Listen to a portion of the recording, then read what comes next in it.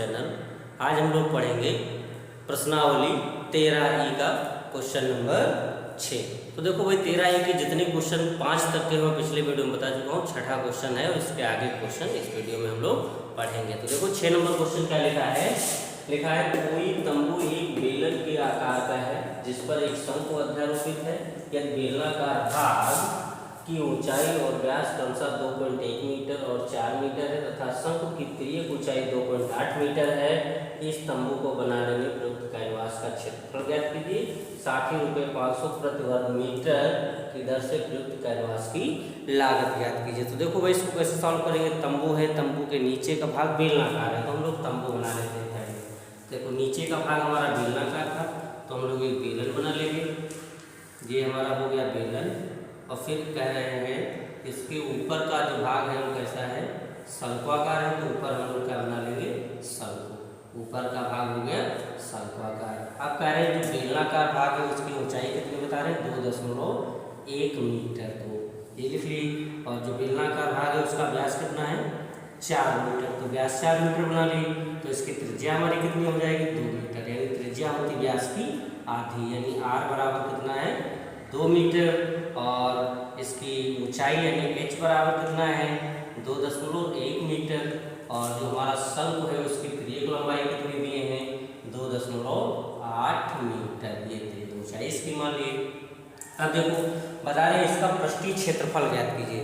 तो पृष्ठीय क्षेत्रफल का मतलब है बेलन का वक्र पृष्ठ और प्लस शंकु का वक्र पृष्ठ दोनों का निकाल के जोड़ ले तो इस हमारे तंबू का पृष्ठीय क्षेत्रफल हो जाएगा। तो हम लोग यहाँ लिखेंगे तंबू का पृष्ठीय क्षेत्रफल बराबर बेलन का वक्र पृष्ठ और प्लस शंकु का वक्र पृष्ठ। इन दोनों को निकाल के जोड़ ले तो हमारा पूरे तंबू का पृष्ठीय क्षेत्रफल हो जाएगा। तो बेलन का वक्र पृष्ठ यानी 2πrh और प्लस शंकु का वक्र पृष्ठ यानी πrl। तो देखो भाई πr इसमें भी तो πr हम लोग कॉमन ले लें। तो πr कॉमन ले लेंगे तो यहाँ बचेगा 2 और h यानी 2h और प्लस यहाँ क्या बचेगा l।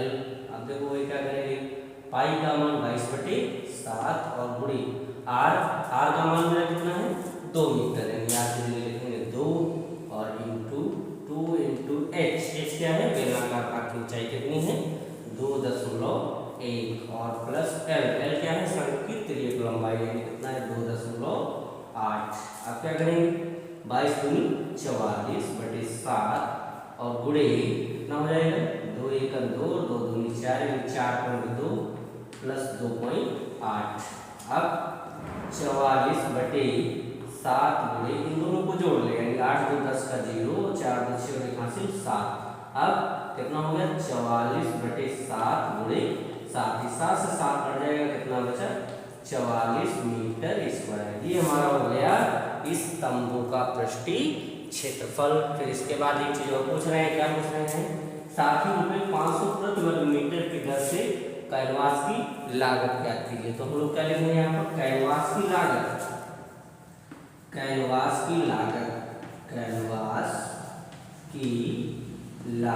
देखो भाई लागत कैसे निकालेंगे, यहाँ पे लिखेंगे चूंकि 1 वर्ग मीटर की लागत बराबर कितना दिए, 500 रुपये।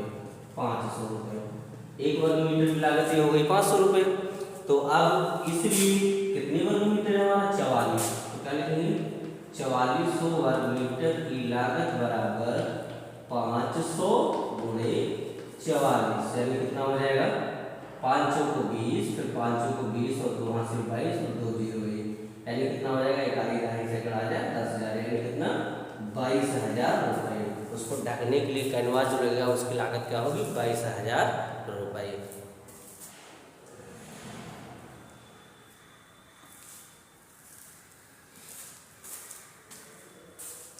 देखो भाई अगला क्वेश्चन है 7 नंबर। 8.25 मीटर ऊंचाई का एक लंबवृत्तीय बेलन के आकार का टेंट है जिस जिसके आधार का व्यास 30 मीटर तथा ऊंचाई 5.5 मीटर।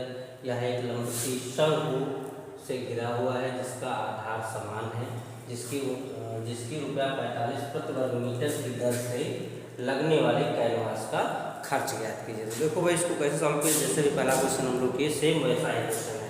अब एक टेंट है, नीचे का भाग कैसा है, बेलनाकार, तो हम लोग नीचे का भाग क्या बना लेंगे, बेलनाकार। ये बेलनाकार बना लेंगे।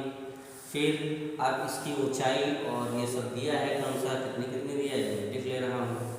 इसकी ऊंचाई दी 5.5 मीटर है, ये ऊंचाई हो गई 5.5 मीटर और इसका व्यास दिया है कितना 30 मीटर। तो व्यास 30 है यानी त्रिज्या हमारी कितनी हो जाएगी 15 मीटर, मतलब r बराबर 15 मीटर और h बराबर कितना है 5.5 मीटर। फिर आप कह रहे हैं इसके ऊपर शंकु अध्यारोपित है, शंकु से घिरा हुआ है तो ये शंकु बना लिए। अब ये इसकी संपूर्ण ऊंचाई कितनी दी 8.25, तो इसकी संपूर्ण ऊंचाई हमारी है 8.25 मीटर। अब बेलनाकार भाग के मालूम है, तो शंक्वाकार भाग की ऊंचाई कितनी बची, तो शंक्वाकार भाग की ऊंचाई हमारी बची है 8.25 से 5.5 जब हम लोग घटा देंगे तो कितना हमारा बचेगा 2.75 मीटर, यानी जो हमारा शंक्वाकार भाग है उसकी ऊंचाई कितनी है 2.75 मीटर। अब हमको इसका निकालना है पूरा पृष्ठीय क्षेत्रफल, तो पृष्ठीय क्षेत्रफल निकालने के लिए बेलन का वक्रपृष्ठ प्लस शंकु का वक्रपृष्ठ। तो शंकु का वक्रपृष्ठ जब हम लोग निकालेंगे तो उसके लिए एल की जरूरत है, तो हम लोग पहले एल निकालें। तो एल बराबर हमारा सूत्र क्या होता है √h² प्लस r²। तो एल बराबर √h शंक्वाकार भाग की ऊंचाई यानी कितनी 2.75 का स्क्वायर प्लस r कितना है त्रिज्या 15 इसकी थी, तो 15 ही त्रिज्या इसकी भी है यानी 15 का स्क्वायर। तो L बराबर √2.75 का जब वर्क करेंगे तो हमारा कितना आएगा 7.5625 और प्लस 15 की धातु का जब वर्क करेंगे तो हो जाएगा 225, यानी L बराबर हमारा कितना हो जाएगा √। अब इन दोनों को हम लोग जोड़ लेंगे तो हो जाएगा 232.5625। तो L बराबर कितना हो जाएगा √। अब इसका वर्गमूल निकाल लीजिए, तो वर्गमूल हम लोग निकालेंगे तो इसे हटा दीजिए, यानी वर्गमूल निकालने पर हो जाएगा 15.25 मीटर। ये हमारी मालूम हो गई L। जब L मालूम तो अब हम लोग लिखेंगे क्या टेंट का पृष्ठीय क्षेत्रफल बराबर बेलन का वक्रपृष्ठ यानी 2πrh प्लस शंकु का वक्रपृष्ठ मतलब πrl, यानी देखो πr दोनों में है कॉमन ले लो तो यहाँ बच जाएगा कितना 2h और प्लस यहाँ से क्या बच जाएगा l। अब सारे मान इसमें रख लीजिए, पाई का मान 22/7 गुणे r का मान हमारा कितना है 15 2 h का मान बेलनाकार भाग की ऊंचाई कितनी है 5.5 और प्लस l का मान हमारा कितना हम निकाल लिए कितना 15.25।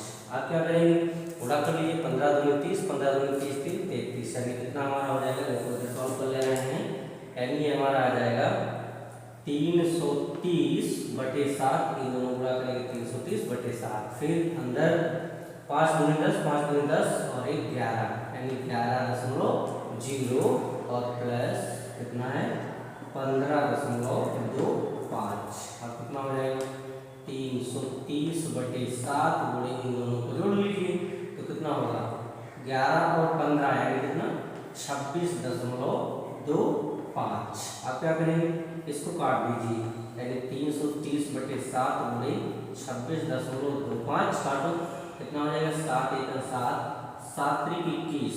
अब 21 5 26 यानी 5 × 52 यानी 7 × 49 कितना बचा 3 3 × 5 35 यानी 7 बचे 35, यानी कितना 330 गुणे 3.75। अब इन दोनों का गुणा कर लें, जब इन दोनों का हम लोग गुणा करेंगे तो कितना होगा 1237.5 मीटर स्क्वायर, मतलब इतना तो हो गया हमारा उसका पृष्ठीय क्षेत्रफल। अब पृष्ठीय क्षेत्रफल के बाद क्या पूछ रहे थे खर्च, तो हम लिखेंगे कैनवास का खर्च खर्च बराबर कितना हो जाएगा, 1 वर्ग मीटर का कितना है 45 रुपये, हमारा टोटल कितना है 1237.5।